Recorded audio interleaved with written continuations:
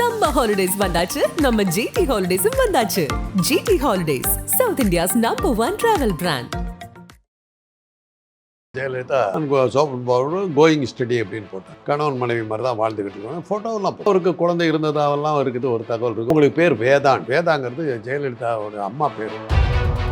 அனுமதியோடு தான் அவங்க 2 பேரும் ஒன்றா இருந்ததா தகவல். அப்பப்போ அவருக்கு அடி உதையெல்லாம் உழுது. முதல் குடும்பத்தை வந்து இவங்களோட எல்லாம் அவர் சேர்த்தலை. நான் கேள்விப்பட்ட அளவில் ஒரு பொண்ணு இருக்கிறதா எனக்கு ரொம்ப உறுதியாகவே சொன்னாங்க. அந்த பெண் வந்து விதவைங்கிற மாதிரி. அந்த பெண்ணுக்காகத்தான் ராஜசேகர் ரெட்டி கிட்ட ஆந்திரா வந்த பிறகு ஜெயலலிதாவுக்கும் அவருக்கும் ஒத்து வரல. ஜெயலலிதா ஏறத்தாழ ஆந்திரா காலி பண்ணிட்டு அந்த பெண்ணுக்காகத்தான் கொடநாடு பங்களாவெல்லாம் எடுத்தாங்க. இந்த பெண் இருக்கிறது வந்து யாருக்கு தெரியக்கூடாதுங்கிறதுக்கு தான் அது மேலே விமானங்கள் பறக்கக்கூடாது, யாரும் வரக்கூடாதுன்னு பெரிய வேலியெல்லாம் போட்டு ஊருக்குள்ளார பெரிய ரகலையெல்லாம் நடக்கிற அளவுக்கு காரணமாக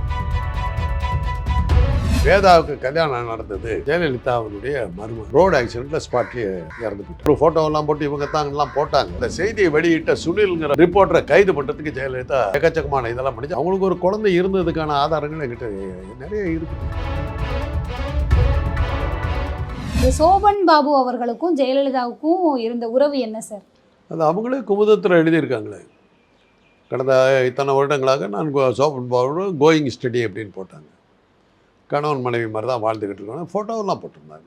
அவருக்கு ஒரு மனைவி மாதிரி அவருக்கு டிஃபன் இது காலை உணவு பரிமாறுறது, அவருக்கு ஏதோ துணி எடுத்து கொடுக்குற மாதிரி, அப்புறம் வந்து வெளியே அவர் காரில் ஏறி போகும்போது மேலே இருந்து இது காட்டுற மாதிரி ஒரு மனைவியை என்ன மாதிரிலாம் செய்வாங்களோ அதையெல்லாம் அவங்க அந்த ஃபோட்டோவெல்லாம் போட்டு அந்த கட்டுரையெல்லாம் வந்து ஒரு 4 வாரத்துக்கு மேலே வந்தது.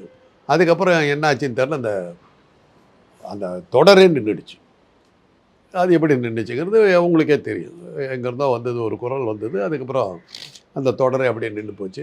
ஆனால் அந்த கோயிங் ஸ்டடின்னு அவங்க எழுதின அந்த அந்த 2 வார்த்தைகள் அன்றைக்கி ரொம்ப புகழ்பெற்றத. அவரை பற்றி சொல்லும்போது கோயிங் ஸ்டடி நடிகை அப்படின்வாங்க.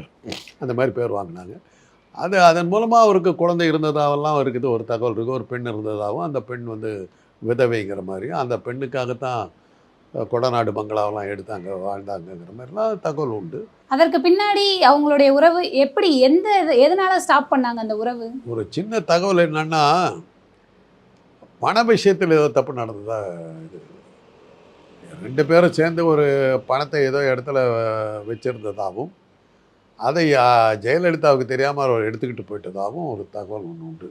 அதில் தான் மனக்கசப்பு ஏற்பட்டு எல்லாத்த போலவும் தான் இவரும் பண்ணிட்டாரு அப்படிங்கிறது தான். ஜெயலலிதாவினுடைய வாழ்க்கையில் நடந்த பெரிய சோகம் என்னென்னா, அவங்க அம்மா இறந்த பிறகு அவங்களுடைய உறவுக்காரர்கள் யாருமே அவங்கக்கிட்ட நேர்மையாக இருக்கலை. வந்தவங்களாம் சொத்தை அடிச்சுக்கிட்டு போயிட்டாங்க. யாரையுமே நம்பி விட முடியல. தன்னுடைய சொந்த அண்ணன் மனைவி அவங்க பேரில் தான் போயஸ் கார்டன் வீடை வாங்கியிருந்தாங்க. ஒரு நாள் வந்து என்னுடைய வீடு, நீ எப்படி இங்கே குடியிருக்கலாம்னு சொல்லிட்டு அடித்து வெளியே துரத்தி விட்டாங்க ராத்திரி. அன்றைக்கி தான் பார்த்தாங்க. நான் அப்போ தான் மறுபடியும் அவர் எம்ஜிஆர்கிட்ட போய் அவங்க அடைக்கலம் புகுந்தாங்க. எம்ஜிஆர் உடனே அடைக்கலம் கொடுத்து அந்த வீட்டை மீட்டு அவங்கள திருப்பி கொண்டு போய் வச்சது தான் எல்லாத்துக்கும் தெரிஞ்ச விஷயம். அப்படி சொந்த அண்ணனுடைய மனைவி, அண்ணன் குடும்பமே. அதனால தான் அவர் அண்ணன் இறந்தபோது 1/2 மணி நேரமாக அங்கே போய் நின்றுட்டு உடனே வந்துட்டாங்க. அந்த அளவுக்கு அவங்க பாதிக்கப்பட்டாங்க. இதெல்லாம் எனக்கு எப்படி தெரியும்னா, அவங்க அண்ணனுடைய மாமியார் எனக்கு ரொம்ப வேண்டப்பட்டுவாங்க. அவங்க பல விஷயங்களை என்கிட்ட உளறிட்டு போவாங்க. அதில் தெரிஞ்ச விஷயத்தை நான் சொல்கிறேன். சோபன் பாபு திரு ஜெயலலிதா அவர்களை விட்டுட்டு போகிறதுக்கு எதுவும் மிரட்டல்கள் இருந்ததா சார்? அனுமதியோடு தான் அவங்க 2 பேரும் ஒன்றா இருந்ததா தகவல். அப்பப்போ அவருக்கு அடி உதையெல்லாம் உழுந்தது. அது அவங்க வீட்டு மேலே அடிக்கடி கல் வீசுவாங்கன்னு சொல்லுவாங்க. சூளையில் இருக்கவங்க சோபன் பாபு வீட்டு மேலே இருக்குது, நேற்று கல் வீச்சு நடந்துச்சா பெரிய ரகலை சார்பாங்க. அது நடந்துக்கிட்டே இருந்தது. அந்த துன்பமெல்லாம் அவங்களுக்கு இருக்குது. சோபன் பாபு பிரிந்ததுக்கு அப்புறம் திரு ஜெயலலிதா அவர்களுடைய வாழ்க்கை எப்படி மாறுச்சு?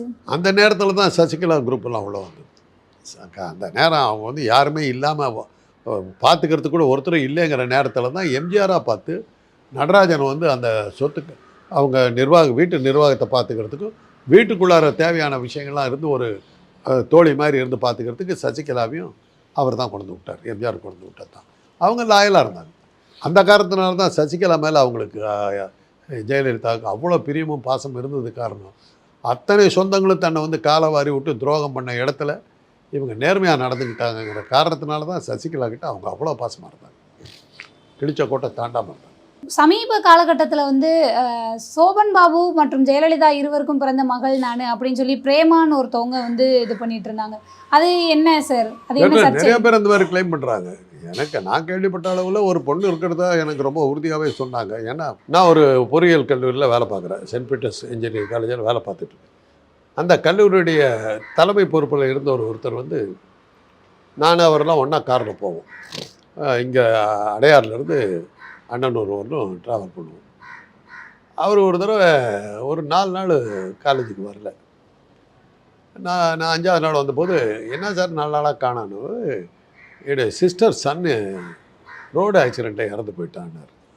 அப்படியா சார் அப்படின்னு சொல்லிட்டு, சரி சாரி சார் அப்படி சொல்லிட்டு இருக்கும்போது அப்புறம் சொன்னார், இது யாருன்னா ஜெயலலிதா அவனுடைய மருமகன்னார்.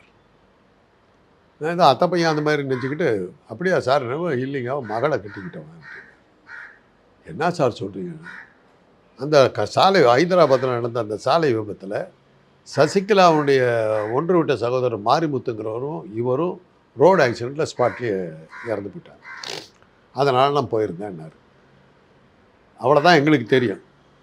அதுக்கு பிறகு தான் ஹைதராபாத்தை அவங்க காலி பண்ணிவிட்டு, அந்த தோட்டத்தையெல்லாம் காலி பண்ணிவிட்டு கொடநாடுங்கிற பங்களாவே வர ஆரம்பிச்சிது. அதுக்கப்புறம் சொன்னாங்க, கொடநாட்டில் வந்து இந்த பெண் இருக்கிறது வந்து யாருக்கும் தெரியக்கூடாதுங்கிறதுக்கு தான் அது மேலே விமானங்கள் பறக்கக்கூடாது, யாரும் வரக்கூடாதுன்னு பெரிய வேலியெல்லாம் போட்டு மக்களெல்லாம் ரொம்ப பெரிய அவஸ்தையெல்லாம் படுத்தி, அது பெரிய ரகலையெல்லாம் ஊருக்குள்ளார பெரிய ரகலையெல்லாம் நடக்கிற அளவுக்கு காரணமாக இருந்தது. அப்போ சொன்னது வந்து அவங்க இருக்கிறாங்கன்னு. இந்த தகவல் வந்து நான் இதுக்கு முன்னாடி ஒரு டிவியில் சொன்னபோது எதிர்பாராத ஒரு இடத்துலேருந்து எனக்கு ஒரு மிரட்டல் வந்தது. என்ன சென்சேஷனலாக பேச பார்க்குறியா அப்படின்னு ஒரு இடத்துல இருந்து. அவங்க இதில் எப்படி என்ன வகையில் இதாகிட்டாங்கன்னு எனக்கு தெரியல, இன்றைக்கி ஒன்றும் தெரியல. அது ஒரு பிரபல இடத்துலேருந்து வந்த ஒரு மிரட்டல் ஒன்று வந்து அதுக்கப்புறம் அவங்க பேசலை. இது வந்து அவர் சொன்ன இதை வச்சு தான் நான் சொன்னது. அதுக்கப்புறம் அந்த அம்மா ஹைதராபாத்துக்கு போகவே இல்லை. ஜெகன்மோகன் ரெட்டி கிட்ட ஆந்திரா வந்த பிறகு, ராஜசேகர் ரெட்டி கிட்ட ஆந்திரா வந்த பிறகு ஜெயலலிதாவுக்கும் அவருக்கும் ஒத்து வரல. ஜெயலலிதா ஏறத்தாழ ஆந்திராவை காலி பண்ணிட்டு வந்துட்டாங்க. அதுக்கப்புறம் இன்றைக்கி வரல அவங்க அங்கே போகவே இல்லை. ஹைதராபாத் திராட்சை தோட்டம் எல்லாம் அப்படியே காலி ஆகிடுச்சு. அதை இதை வச்சு தான் வந்து அவங்களுக்கு ஒரு பெண் இருக்குதா சொல்கிறாங்க. அந்த கதைக்கு இது ஆதாரமாக அன்றைக்கி வந்து ஒரு வார பத்திரிக்கையில் ஒரு ஃபோட்டோவெல்லாம் போட்டு இவங்க தாங்கலாம் போட்டாங்க. இல்லஸ்ட்ரேட்டட் வீக்லியில் ஒரு தடவை வந்தது. அவங்களுக்கு பேர் வேதான். வேதாவுக்கு கல்யாணம் நடந்தது, அந்த கல்யாணத்துக்கு இவங்கெல்லாம் வந்திருந்தாங்கன்னு ஒரு செய்தியை போட்டாங்க. அதை போட்டு அந்த செய்தியை வெளியிட்ட சுனில்ங்கிற ஒரு ரிப்போர்ட்டரை கைது பண்ணுறதுக்கு ஜெயலலிதா எக்கச்சக்கமான இதெல்லாம் பண்ணிச்சு. அவர் ஜாமீன்லாம் வாங்கி தப்பிச்சார். இதெல்லாம் வந்து வரலாற்று விஷயங்கள். இதெல்லாம் வச்சு பார்க்கும்போது ஜெயலலிதாவுக்கு ஒரு குழந்தை இருக்குதுங்கிறதுக்கான ஆதாரங்கள் இதெல்லாம் வச்சு நம்ம சொன்னோம். அது இல்லைங்கிறதுக்கும் மிரட்டல் விடுறதுக்கு நிறையா பேர் இருக்காங்க. அதனால் நம்ம அதை பற்றி நாங்கள் அதிகமாக பேசுறது. ஏன்னா நான் கண்ணால் பார்க்கல. அவங்களுக்கு ஒரு குழந்தை இருந்ததுக்கான ஆதாரங்கள் என்கிட்ட நிறைய இருந்தது. அவங்க இப்போ எங்கே இருக்காங்கன்னு தெரியல. பிரேமாவா வேதாவா சார்? அவங்க பேர் வேதான்னு தான் இல்லஸ்ட்ரேட்டட் வீக்லியில் போட்டாங்க. வேதாங்கிறது ஜெயலலிதாவோட அம்மா பேர். வேதவல்லிங்கிறது தான் சந்தியாவுடைய ஒரிஜினல் பேர். இந்த வேதவல்லிங்கிற பேர் தான் அவங்க வச்சுருந்தாங்கன்னு போட்டு அவரை சட்டமன்றத்தில் தீர்மானம் நிறைவேற்றி சபாநாயகர் சேடப்பட்டி முத்தியான்னு நினைக்கிறேன், அவர் தான் அந்த நிருபரை கைது பண்ணுறதுக்கு உத்தரவு போட்டார். அவர் ஜாமீன் வாங்கிட்டார். ஜாமீன் வாங்கிட்டு சேடப்பட்டி முத்தியா டெல்லிக்கு போகிறதுக்காக ஃப்ளைட்டில் போகும்போது அவருக்கு பக்கத்து சீட்டில் வாங்கி பக்கத்தில் உட்காந்துட்டு அவரோட ட்ராவல் பண்ணார் அந்த நிருபர். சுனில் பேர் இருக்குது. இதெல்லாம் நடந்தது. இதெல்லாம் இல்லைன்றாங்க. இல்லைன்னா பட் அந்த செய்திகள் நம்ம பார்த்துருக்கோம். அந்த செய்தி உண்மையே, இவங்க இல்லைங்கிறது உண்மையாங்கிறது விசாரித்து தான் தெரிஞ்சுக்கணும். ஆனால் அதனால் நாட்டுக்கு என்ன நன்மை, இது தெரிஞ்சுக்கிறதால நாட்டுக்கு என்ன நன்மை, மக்களுக்கு என்ன நன்மைங்கிற ஒரு கேள்வி வரும்போது நாங்கள்லாம் அதை பற்றி அதிகமாக பேசலை. இந்த மாதிரி விஷயமெல்லாம் என்கிட்ட எதிர்பார்க்காதீங்கிற மாதிரி. ஏன்னா எனக்கு தெரிஞ்ச என்னுடைய இவங்கெல்லாம் சொல்கிறாங்க, உன்னுடைய ஸ்டேட்டஸுக்கு இது வேண்டியதில்லை அப்படின்றாங்க. அது உண்மைதான். ஜெயலலிதா சோபன் பாபு அவர்களுக்கு பிறந்த மகளுக்கு வந்து சோபன் பாபுவோட ஃபேமிலி சைட்லேருந்து எதுவும் மிரட்டல்கள் இருக்கா? அதனால கூட இருந்திருக்கலாம். ஆனால் அவர் அதில் என்ன சொன்னாங்கன்னா, தன்னுடைய சொந்த குடும்பத்தை வந்து அவர் வந்து இவங்களோட சேர்த்தவே விடல. சொந்த குடும்பம் வந்து அவன் நல்லா படித்தவங்கம்மா, டாக்டர்ஸு. ஒரு 2 பொண்ணுங்க டாக்டர்ஸு. அதில் ஒருத்தர் ஜெயலலிதாவும் சிறந்த நடிகை தானே சார், பிரபலமாக இருந்தவங்க தானே. இல்லை படிப்பு விஷயத்தில் சொல்கிறேன். அவர் நல்லா படித்து டாக்டராகி நீங்கள் பெரிய பெரிய நர்சிங்கும் வச்சுருக்காங்க. பெரிய நர்சிங்கும் ஃபெர்டிலிட்டி சென்டர் நடத்துகிறாங்க அண்ணா நகரில். அந்த அளவுக்கு அவங்க பாப்புலர் டாக்டர்ஸ். அதனால் அந்த முதல் குடும்பத்தை வந்து இவங்களோடலாம் அவர் சேர்த்தலை. அது மாதிரி நம்ம எல்லாத்தையும் நம்ம பார்த்துருக்குறோம். பல நடிகர்கள் அந்த மாதிரி இருக்காங்க. இப்போ வந்து ஜெமினி கணேசனுக்கு நிறைய மனைவிகள். ஆனால் அவர் வந்து லாயலாக இருந்தது பூரா முதல் மனைவிக்கு தான். பாபுஜியோட குடும்பத்துக்கிட்ட தான் அவர் தான் அப்பாங்கிற தகுதியை அந்த பெண்களுக்கு தான் கொடுத்தார். மற்ற பசங்க எல்லாத்துக்குமே குழந்தை பிறந்தது. அவங்கெல்லாம் அவங்க கிளைம் பண்ணிக்கிட்டாங்க அப்பான்னு. அப்பாங்கிற முறையில் அவர் இருக்கவே இல்லை. அது என்ன சொல்லுவார்னு அப்போ அவர்கிட்ட போய் சொல்லுவார். அவளாக வந்து இருந்தால் அவளாக வந்து பிள்ளை பற்றிட்டு போட்டால் நான் என்ன பண்ண முடியும்? நான் அவளோட வாழ்கிறேன்னு சொல்லலை, அவளாக விரும்பி வந்தான். அது மாதிரி தான் ஜெமினிக்கு இருந்த டிமாண்ட் அது தான். உன் கூட ஒரு நிமிஷம் இருந்தால் போதுங்கிற அளவுக்கு வந்து அவளுங்களா விழுந்தாளுங்க. சாவித்திரி உட்பட எல்லாம் அப்படி வந்தவங்க தான். அதில் அவர் மேலே தப்பு சொல்கிறதுல அர்த்தம் இல்லை. வந்தாங்க, பிள்ளைய பற்றிக்கிட்டு போயிட்டாங்க, அவ்வளோதான். அதை இவர் எப்படி அந்த பொறுப்பை எடுத்துக்க முடியும்? தான் விரும்பி போய் கட்டாயப்படுத்தி கூட்டிகிட்டு வந்து குழந்தை பெற்றுருந்தாக்கா பொறுப்பு அப்பாங்கிற முறை நீ என்ன பண்ணேன்னு கேட்கலாம். நீ அப்பெல்லாம் இருந்தால் போதுன்னு வந்து ஒரு வாடகை தந்தை மாதிரி ஆகிட்டார் அந்த மாதிரி. அது மாதிரி தான் பல நடிகர்களுக்கு, பல பெரிய நடிகர்களுக்கு இன்னொரு குடும்பம் இருந்து தெரியாமையாக வச்சுருந்துருக்காங்க, எல்லாம் இருந்திருக்கு. இதே காரணங்கள் தானே சார்? அப்போ எந்த மிரட்டல்களுமே வரலையா இந்த பெண்ணுக்கு? வந்திருக்கும், வராமல் இருந்திருக்காது, வந்திருக்கும். அது ஜெயலலிதா அவருடைய பல விஷயங்கள் அந்தரங்கமாகவே எல்லாம் ரகசியமாக தான். ஒரு ஜாதியில் வந்து ஒரு பிராமணராக இருக்கிறதா அன்றைக்கி இருந்த அச்சு ஊடகங்கள் அவரை பற்றி நெகட்டிவ் செய்திகள் எதையும் வர விடாமல் ஜாக்கிரதையாக பார்த்துக்கிட்டதெல்லாம் காரணமாக இருந்தது. இதுவே ஒரு நான் பிராமணர் இருந்தாக்கா போட்டு வாங்கியிருப்பாங்க. அவங்க ஜாதிக்காரராக இருந்ததுனால அதெல்லாம் எப்படி மறைக்க முடியுமோ மறைச்சிட்டாங்க. அதனால தான் கோடநாடு ரகசியமாகவே இருக்கா சார்? இன்றைக்கி வரல ரகசியமாக இருக்கிறதுக்கு காரணம் கோடநாட்டுக்கு பற்றி எல்லாம் பத்திரிக்கையாளர்களுக்கு விஷயம் தெரியும், ஆனால் எழுத மாட்டாங்க.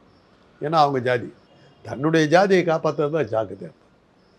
ஜெயலலிதாவை ஏவன் குற்றவாளி நீ அந்த அச்சு விடுமாது எழுதுதா? இதே கலைஞர் வந்து சர்க்காரி ஊழல் குற்றவாளி நீ தினம் எழுதுறாங்கல்ல.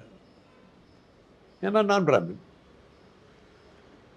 ஏவன் குற்றவாளி இந்த நீதிமன்றமே சர்டிஃபிகேட் கொடுத்தது. இன்றைக்கு வரல யாராவது போடுறீங்களா? காரணம் பிராமணர், அவ்வளோ. பல்வேறு தகவல்களை எங்களுடன் பகிர்ந்துகிட்டதுக்கு ரொம்ப நன்றி சார். சம்மர் ஹாலிடேஸ் வந்தாச்சு, நம்ம ஜிடி ஹாலிடேஸும் வந்தாச்சு. GT holidays, South India's number 1 travel brand.